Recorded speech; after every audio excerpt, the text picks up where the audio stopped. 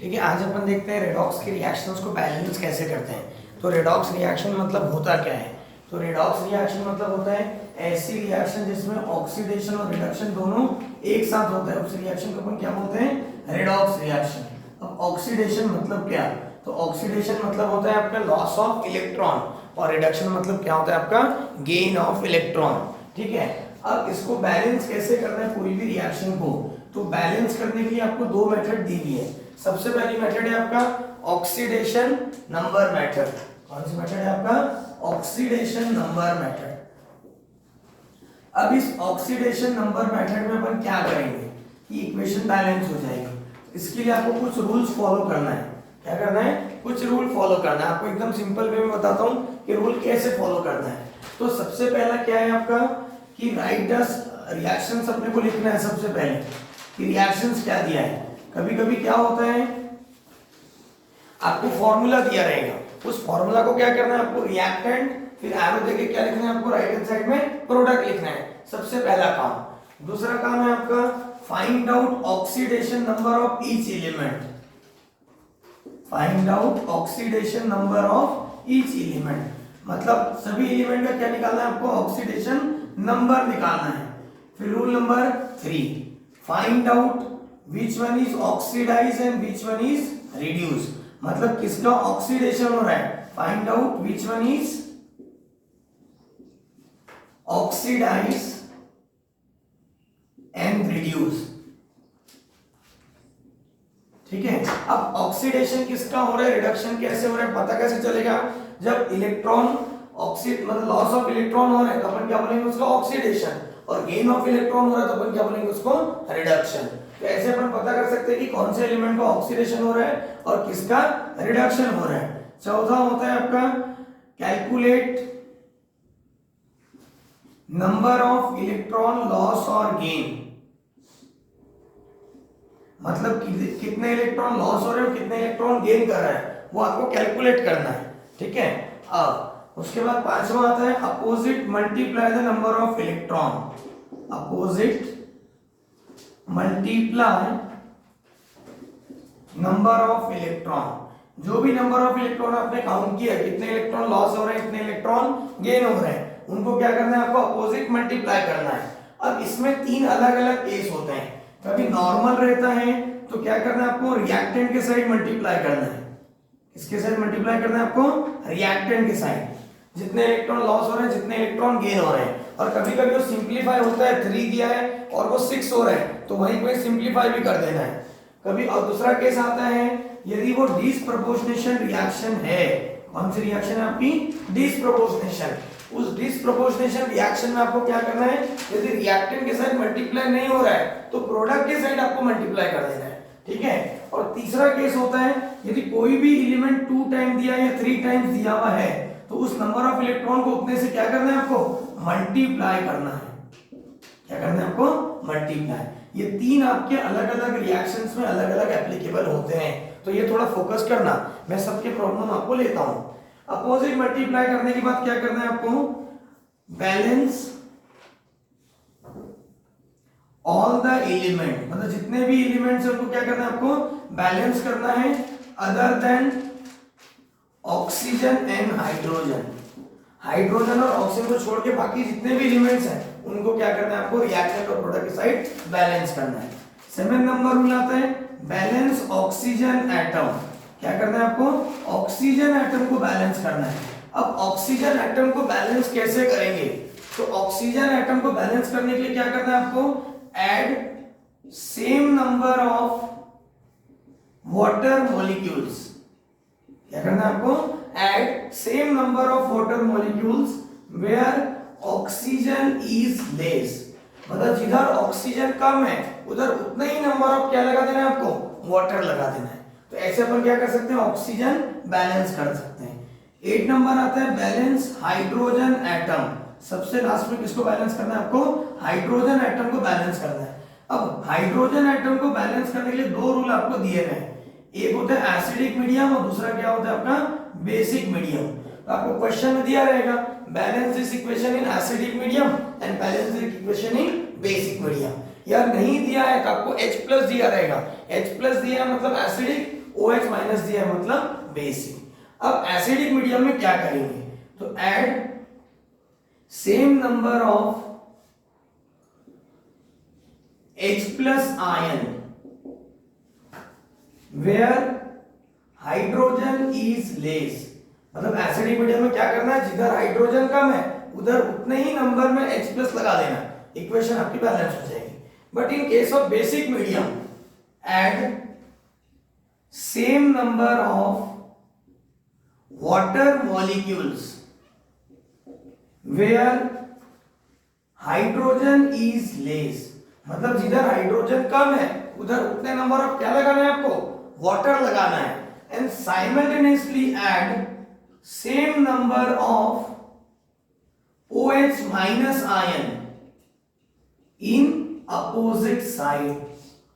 मतलब दोनों प्रोसेस एक साथ करना है आपको।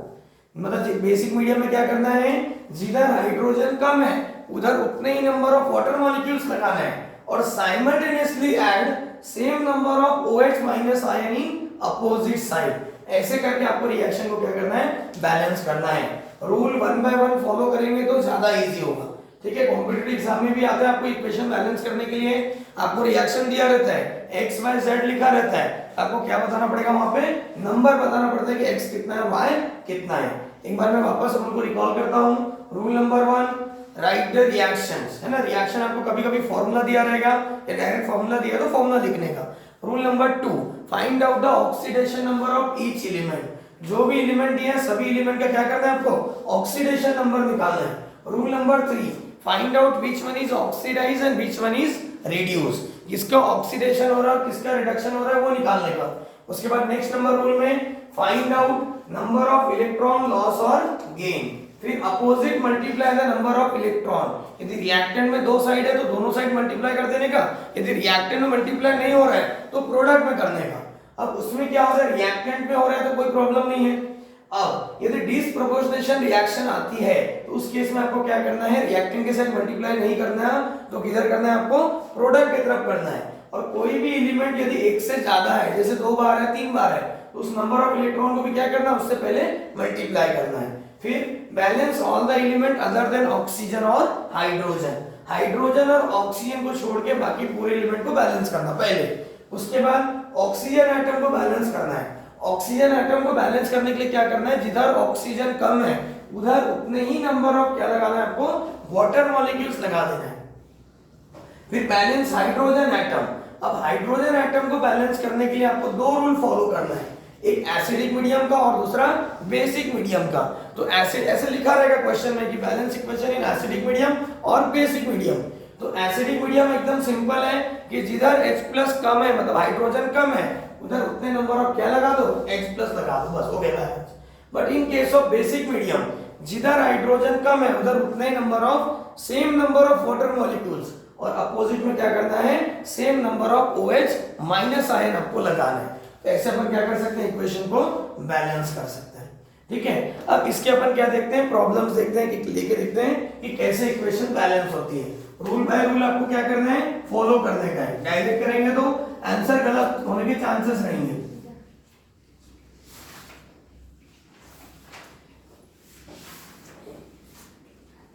एक एग्जांपल लेता हूं। सबसे पहला इक्वेशन है आपका Zn, zinc react with NO3 minus convert into Zn+2 plus NH4 plus. ठीक है, मतलब क्या दिया इक्वेशन में आपको, zinc plus NO3 minus react हो रहा है, दोनों प्रोडक्ट क्या बन रहा है आपका, Zn+2 plus ammonium ion NH4 plus. इसको आपको बैलेंस करना है। अब कभी कभी क्वेश्चन में दिया ही नहीं है कि एसिड है कि बेसिक है। अब यहाँ पे थोड़ा फोकस करेंगे NO3 माइनस। अब NO3 मतलब माइनस मतलब नाइट्रेट आयन हो गया, ये बना कैसे, HNO3। किससे बना है वो, HNO3। मतलब नाइट्रिक एसिड का अपन क्या करेंगे, H को यदि रिप्लेस करते हैं तो क्या होगा, इसका चार्ज इसके ऊपर चला जाएगा तो क्या बन जाएगा आपका NO3 माइनस। मतलब मीडियम कौन सा हो गया, एसिडिक मीडियम। देख के ही समझ गया। अब ये रिएक्शन अपन ने लिख लिया। Rule number 2, find out the oxidation number of each element. यहाँ पे जिंक का ऑक्सीडेशन नंबर कितना आ रहा है, 0। क्योंकि कोई भी एलिमेंट यदि फ्री फॉर्म में तो ऑक्सीडेशन नंबर क्या हो जाएगा 0। इसके पहले मैंने बताया था आपको ऑक्सीडेशन नंबर निकालते कैसे हैं।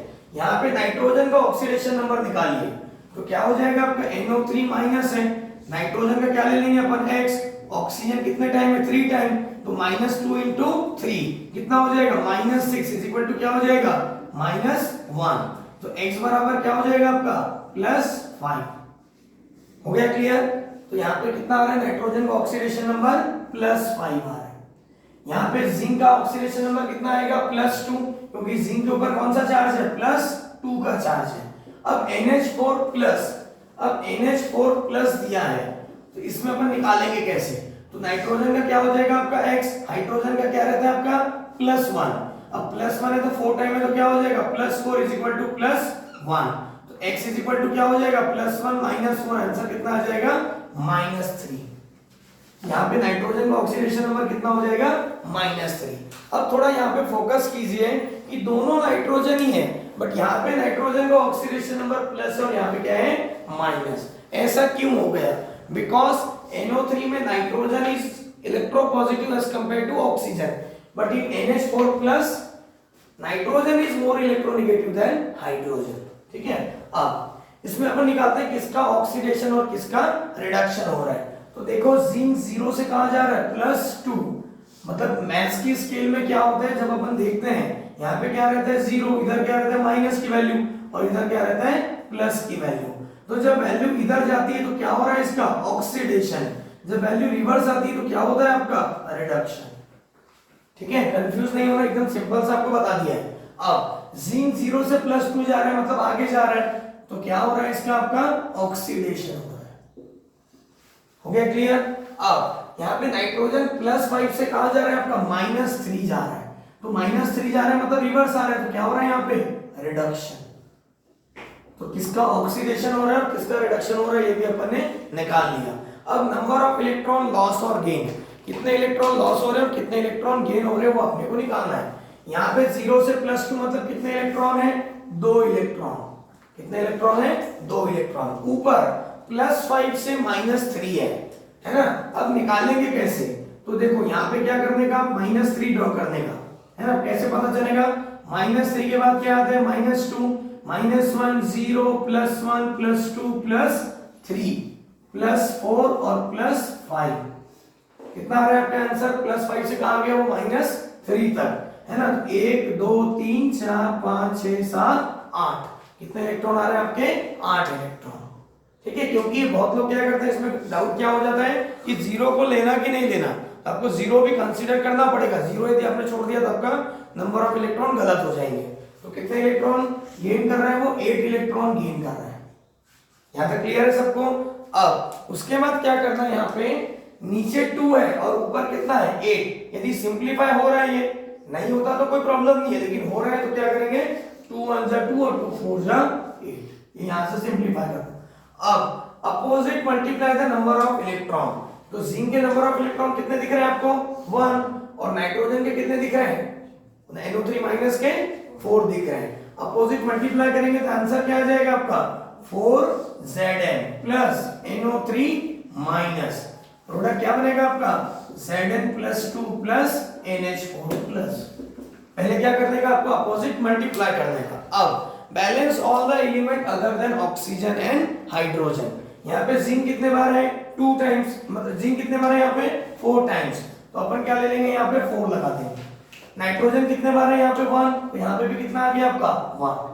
अब उसके बाद क्या करना है आपको ऑक्सीजन को बैलेंस करना है।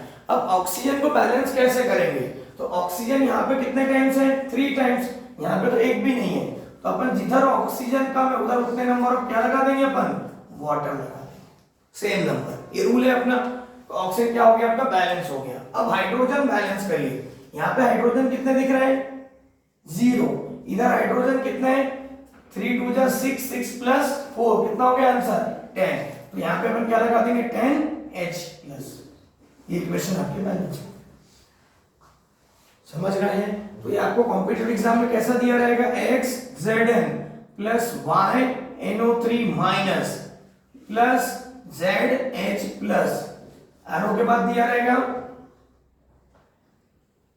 AZN+2 plus BNH4 plus C water, ऐसा आपको दिया रहेगा। ये आपको बोलेगा ये नंबर बताइए क्या है करके। तो इस टाइप के प्रॉब्लम्स आपको कॉम्पिटिटिव एग्जाम में आते हैं। तो ऐसे अपन क्या कर सकते हैं, इक्वेशंस को बैलेंस कर सकते हैं। ठीक है।